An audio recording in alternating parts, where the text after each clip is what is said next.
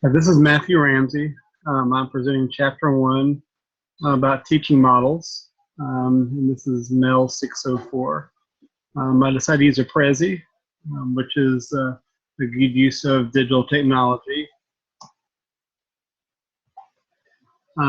We are living in a digital revolution.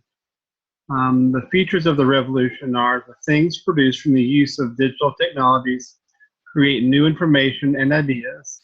The pace of the technology integrated into our daily lives is faster than the mechanical technology of the past. Technology is the fuel of educational change as well as a tool of educational change. With such high demands for technology, there must be a rationale of what is taught and how it is taught. So that brings us to two different organizations that have kind of helped out with technology. The first is the P21 Skills Framework. They are composed of educational, government, and business leaders for 21st century readiness of all learners. They highlight the importance of the 4 C's, which are creativity, collaboration, communication, and critical thinking. Part of their logo of the framework, besides the 4 C's, include the lifelong and career skills, the key subjects in 21st century themes, information, media, and technology skills. And I found a video that has one of our local elementary schools that is an exemplar of the P21 schools from the P21 website. Nurtures them, and I think that is what the Dana approach is. It's a very holistic approach to educating children and providing for their social development, building their confidence, helping them see themselves as leaders and believe that they are learners, believe that they have a future, to know that they're in a community that believes in them, that cares about them.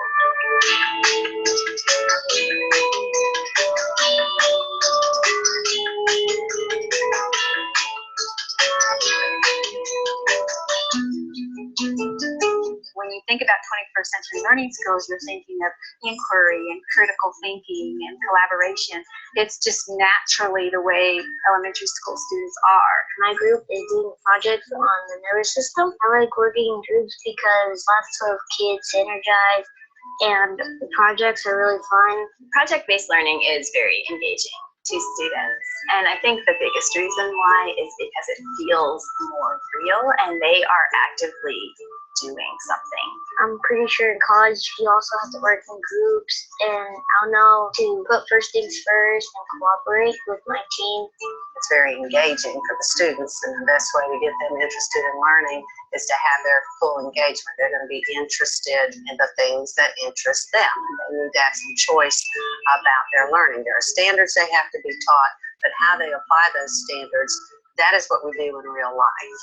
And so I consider that to be a very important 21st century skill. Most of my work that goes into project-based learning goes into the creation and setup of the task. It is all about them and their teams, and they're figuring things out, and they're asking the questions, and they're searching for answers. And at that point, my role shifts to being a coach and a facilitator, and helping them to make sure they are on the right track, but it's coming from them.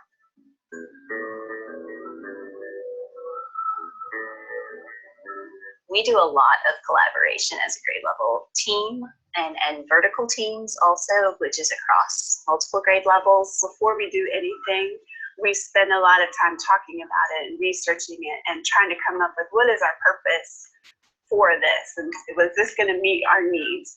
And when we thought about purchasing iPads and other technology, we had conversations like, what do we want them to do with this? And what we decided is that we didn't want them to be one-on-one with a device, because we want them to keep communicating. We want them to keep collaborating. So we have one for every maybe 6 students. The technology is used as a collaboration and communication tool instead of a child being sucked into this device, as you know, that can happen. We have almost 550 students in the school, and each one of them gets teacher attention. But in order to be an independent learner, they need to be a self-assessing learner. We use rubrics quite a bit, so the students know before they do a project or before they complete an assignment what the rubric will look like and what they're going to be assessed on. A rubric is something that you check to make sure you got it right, because when it gets graded, you can get points, and you want to get the highest point.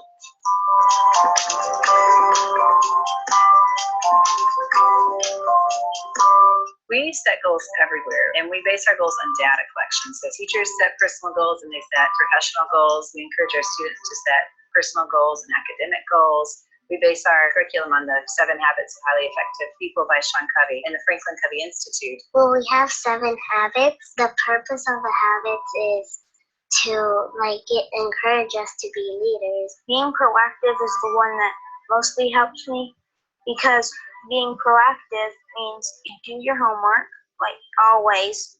You'll be a good leader always, and you pay attention always. We don't focus so much on what we're doing to prepare them for the next grade level. We talk to our students about what are we doing to prepare you for life. So we talk to them about college or careers. We don't focus so much on this is going to prepare you for EOG, or this is going to prepare you for 4th grade.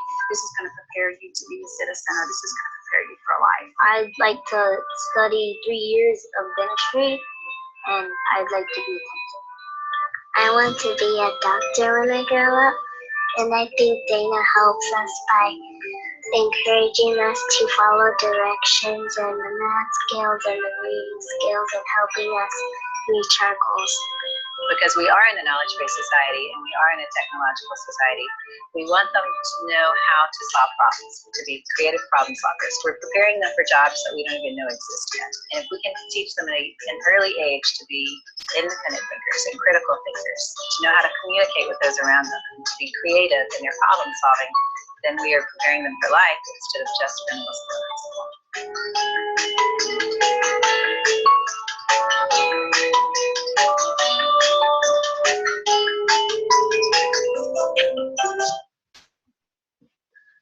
Again, I feel the video from Dana shows, again, those basic 4 C's where they were able to use technology and integrating that into their critical thinking, their communication with each group, their creativity to be able to solve problems, which is one of the basis of the P21 framework. The second group, the ISTE, is a group of educational leaders from around the world who have spent the last 30 years trying to improve education through innovation and use of technology. It was created, the national education standards for students. The domains for those students include creativity and innovation, communication and collaboration, research and informational fluency, and digital citizenship, technology and operations and concepts. Very similar to the P21 with the use of technology and the collaboration and the creativity involved to be able to solve problems and use technology as a very good source of information. The next thing we're going to talk about is the revised Bloom's taxonomy. Being able to incorporate technology into the classroom, we're able to look and see and design new accountability programs, which are some of them are based upon Bloom's taxonomy. So what has happened is we've gone a little bit deeper into the understanding and added a knowledge dimension to Bloom's taxonomy. And you can see from the clip here that we have the knowledge dimension. We've talked about Bloom's taxonomy with the different ways of the cognitive processes which we have remembering, applying, analyzing, evaluating, creating. But we also have, the parts of that which are factual, conceptual, procedural, and metacognitive. So you have different different ways of looking at that taxonomy. The factual knowledge is basically the basic and essential elements a person must know. So you have different levels of each of Bloom's taxonomy relevant to that. The conceptual knowledge, which is the knowledge of the relationship between classifications and categories. The procedural knowledge, knowledge of how you do something and when it's appropriate. The metacognitive knowledge, the knowledge about cognitive tasks and one's own cognition. The next thing we're going to talk about is equity. So, we looked at technology, we looked at its use, we looked at Bloom's taxonomy. Now we're looking at equity and some things that have happened in the past to help out the equity standards in education. One of the first things is a Common Core. The Common Core was designed to better align college and career expectations, to demonstrate and increase awareness that K-12 experiences are important in the workforce development, emphasize higher order of thinking skills required for contemporary living, and align standards with those of other top performing countries. The Common Core was intended to provide teachers with clear targets for developing instruction. Within that, we have culturally responsible pedagogy. As we see that the number of students with cultural diversity have come into the school setting, in the numbers of kids who have different backgrounds and come from different places are increasing all the time. So being culturally responsible basically means you need to incorporate and embrace a student's background, cultural background, to foster success for all students. When you do this, it's validating to the student. It's comprehensive to the whole child. You take the whole child into consideration. It's multidimensional, means we have to take different perspectives from the entire classroom. It's empowering to the students as well as the different teachers. It's transformative, and it's emancipatory, which basically it emancipates the students. Another part of equity deals with the IDEA, the Individuals with Disability Act. And this act mandates that all students receive a free, appropriate education. It says that students with special needs are legally protected in the right to be educated with the same as their regular ed counterparts. An IEP is a binding legal document that spells out related services the child will receive, and students who are struggling and may not be identified as special ed still can be gone through the process of the response intervention, which are basically ways to monitor students' progress. Another way for equity in the classroom through instruction is differentiated instruction. This occurs when teachers proactively plan varied approaches to what students need to learn, how they will learn it, and/or how they will express what they have learned. The key principles to differentiated instruction has to do with the teacher is clear about the subject, the teacher understands and appreciates and builds on student differences, assessment and instruction are inseparable, teachers adjust to all aspects of the learning process as needed, all students participate in respectful work, teachers and students are collaborators in work, the goal is to maximize growth and success, and teachers and students must be flexible. There's a short video about differentiated instruction that kind of sounds great. Talks about But you're probably wondering, what does it actually mean?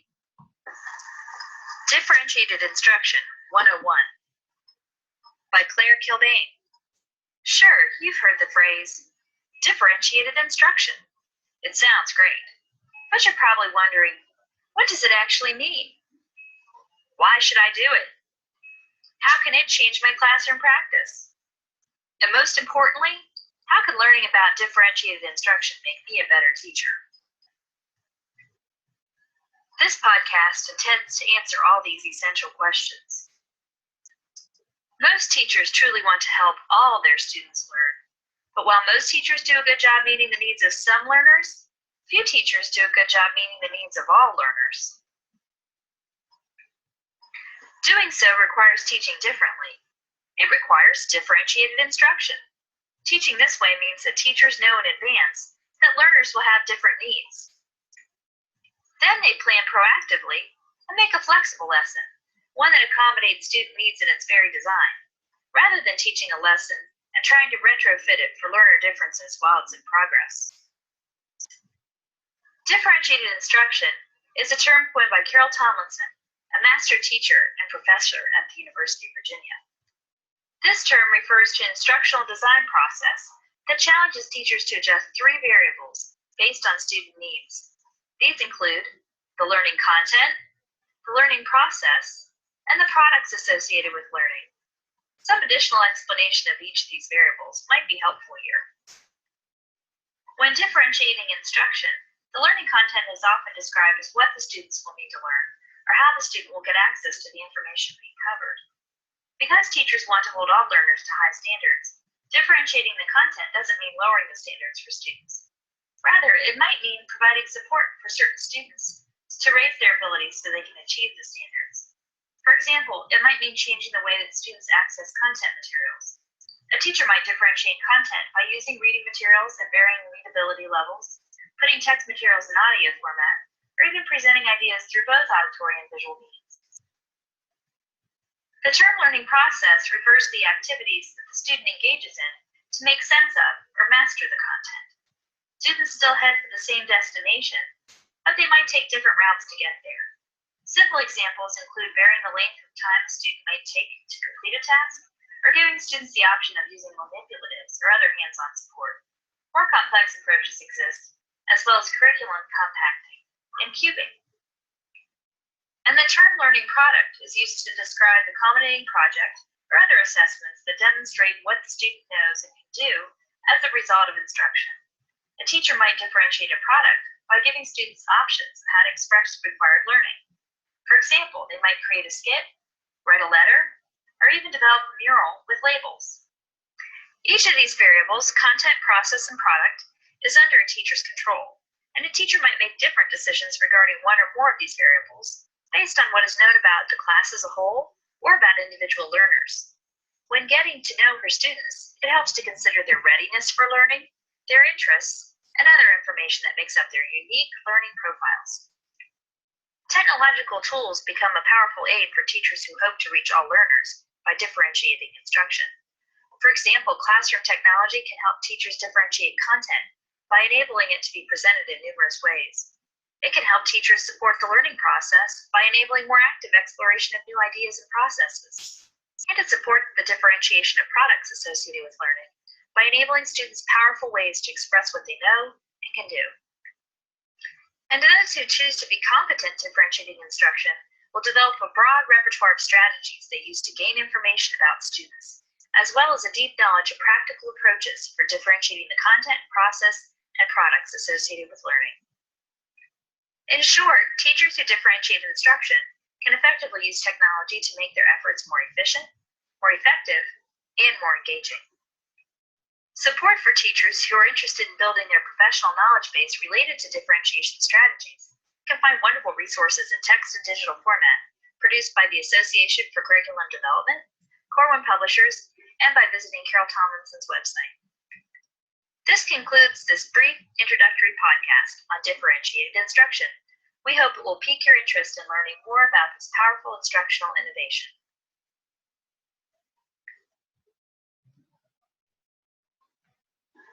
Okay, I thought the video did a great job explaining about different instruction, about the teachers in control of what has to be done.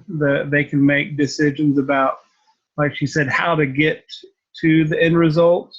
Also, what the end result is. So, being able to have that control in your classroom is a necessity to be able to be able to differentiate the instruction in that classroom. Also, I felt that it was, the regular instruction is going to meet the need of most of your students, but in order to be successful for all students, you're going to have to be able to do that. All right, so the characteristics of a 21st century learner, they are individuals. They like their personal freedoms. They have self-expression, and they want individuality. So we are encouraged to do so for teachers, and they need to be flexible. The teachers need to be flexible to be able to do that. They are culturally and linguistically diverse. There are more than 450 languages spoken in our schools. The number of ELLs are increasing. That could be of any language. So we have to be able to meet the needs of the students. They are commonly identified with exceptionalities. So more students are having physical, emotional, behavioral problems that are becoming prevalent. They're growing up in a digital era. Students that are exposed to technology from infancy, these students must be immersed in technology in the classroom. So what does that mean? That basically means that these students are used to checking their phones, checking their iPads, whatever, and they're used to having that immediate feedback, and we need to be able to use that to our advantage.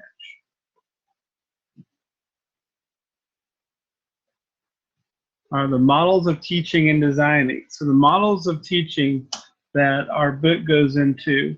What is a model of teaching? It's basically a method of facilitating learning. They promote specific learning outcomes through specific organized activities.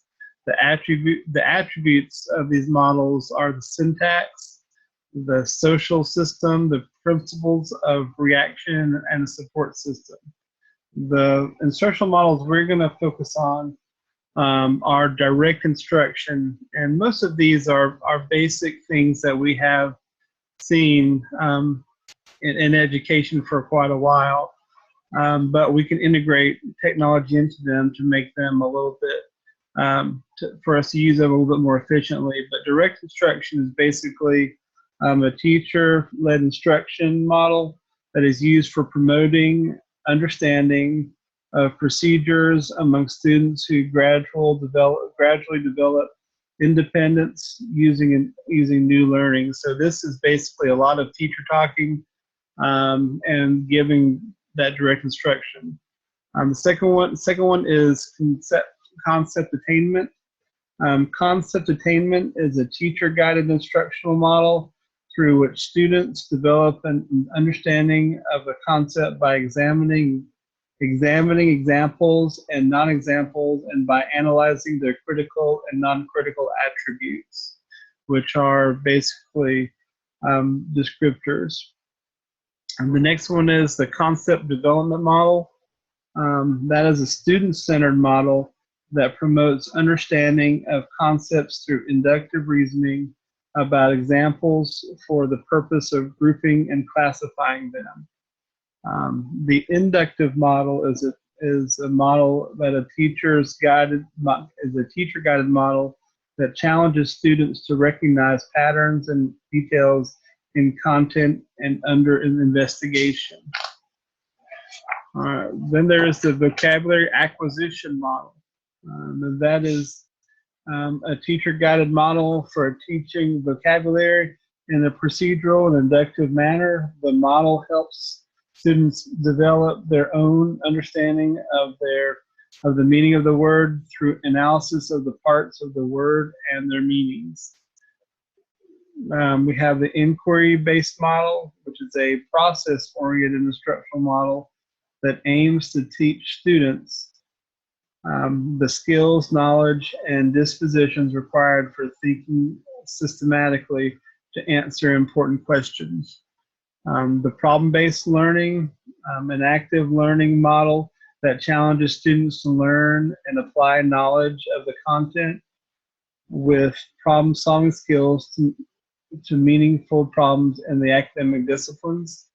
There's cooperative learning, a model that capitalizes on students' inclination to learn socially and that promotes students' development of social skills and understanding of content. There's the integrative model, a teacher-guided model that supports students as they work to develop the ability to learn independently using various critical thinking skills. Students analyze an organized body of knowledge to develop new ideas and understanding while learning to think, analyze, and draw conclusions independently.